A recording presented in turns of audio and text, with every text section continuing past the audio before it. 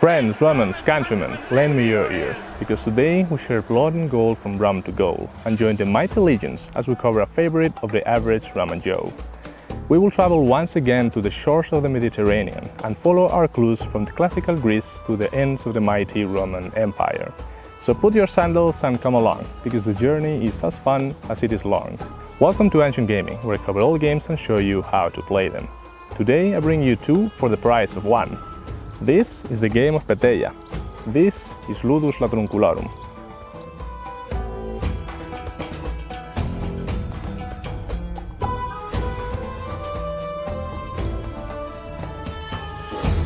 Romans loved to play games. From the innermost street to the marbles of the forum, hardly any surface escaped the engraving of game boards. And it was not unusual to pass by all kinds of folks giving up their fortune to the dice in hopes for a Venus draw. But Romans were not just captivated by the thrill of a risky gamble. Skill and mental prowess was equally venerated. Among Roman games, this role was largely covered by a game called Ludus Latrunculorum, or Latrunculi, depending on the source. But what do we know about it? Some time ago now, I covered in this channel the game of Nefatafel, and within that video, I mentioned Ludus Latrunculorum as its predecessor. It is indeed common within historians to find a connection between this game and Nefatafel, and that is because there very well may be one. The frequency with which these boards are found in the British Isles, together with the particular mechanics of the game, have led many to point to Latrunculi as the forerunner of the Viking game. And, in fact, you can stretch that line farther to the Greek game of Petteia,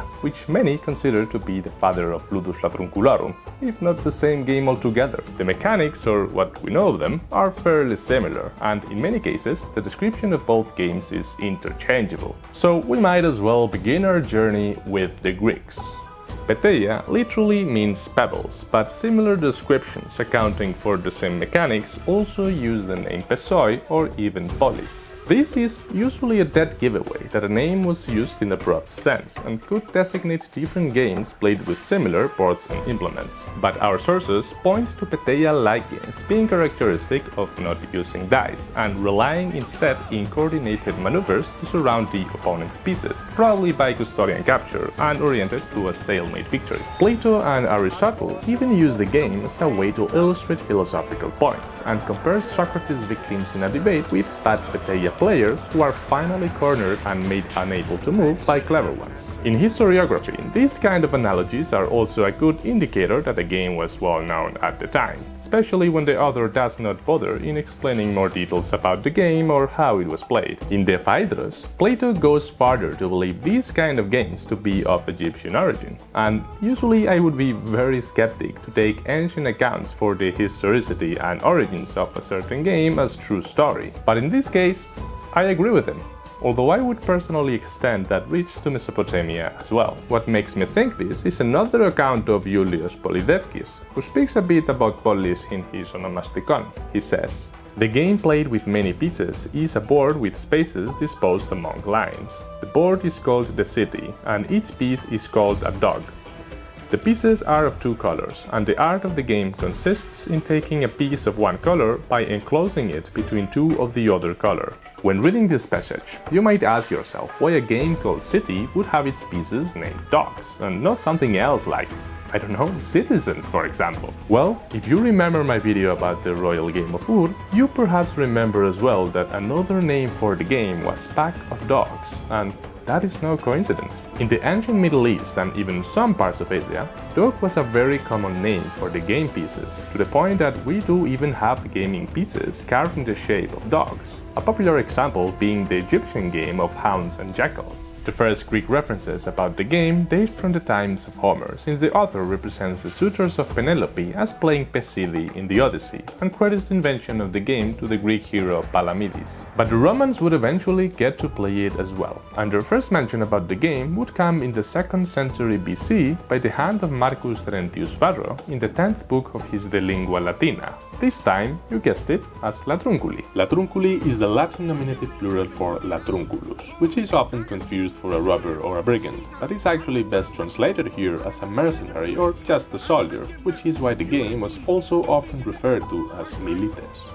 Ludus Latrunculorum, therefore, would be something like the game of the soldiers, drawing a clear parallelism with a battle, as often happened with competitive games of capture. Varro's description, however, was short and solely focused on comparing the grid in which Latrunculi was played to the grid used to explain declensions, so there is not much we can learn there about the actual game. The most interesting account we have about Ludus Latrunculorum comes from the Laus Pisonis, or Praise of Piso, which is a Latin verse panegyric of the 1st century AD in praise of a man of the Piso family. From this panegyric, we learn, for instance, that the pieces were compared to soldiers and that were made of glass. We also learn about mechanics like the custodian capture, the reach of the pieces movement, voluntary entrapping, and even strategies like the multi-capture. All concepts quite similar to other Petteia or Pesidi descriptions, and that will immediately ring a bell to those of you familiar with Nefatafel. This information about the rules is further expanded and reinforced by other allusions we have of the game in the work of Roman authors like Martialis and Ovidius, who mentions Latrunculi in his Ars Amatoria and even speaks about the orthogonal movement of the pieces in the Tristia. From then onwards, the last mention of Latrunculi that survives from the Roman period is in the Saturnalia of Macrobius. Most of the later accounts date from the medieval time and appear in the context of chess. See, when chess made its way to Europe, locals often had a hard time translating the name of Shatranj and preferred to use terms that were familiar to them. Both chess and Latrunculi shared some similarities in both theme and character, so for many, Ludus Latrunculorum was the natural choice for this new and weird game. But of course, much like it happened with Nefatafel, chess would ultimately overrun the Roman game and become the quintessential wargame.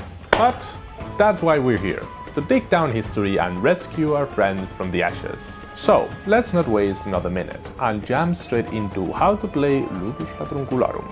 We do not have clear evidence as to what exactly was the size of a Latrunculi board, and our archaeological sources display boards of various dimensions, like 8x8 squares, 8x7, 9x10, and even long boards of 12x8 squares. In archaeological excavations, it is usually hard to tell what game a gridded board was used for, but much like it happened with tabulae or backgammon, it is probably the case that these boards were used to play different games. For this video, I will be using an 8x8 board, since it is the one most of us have at home. The pieces, as I mentioned in the video, could be made of colored glass, but this again could vary greatly, especially for a game so commonly played by all kinds of folks. As the very name of Petteia suggests, pebbles were also a practical and popular thing to use for checkers. For this video, I will use a set I crafted myself that represents the wars between the Dacians and the Roman Empire in the 1st and 2nd century AD. The red guys are legionaries, while the white guys are the Dacian soldiers wearing the Phrygian cap. Some rules like those of R.C. Bell also include 2 extra figures called dux, or leader. These have special rules, and their historicity is questionable, but the game is much more fun with them, so I will use them.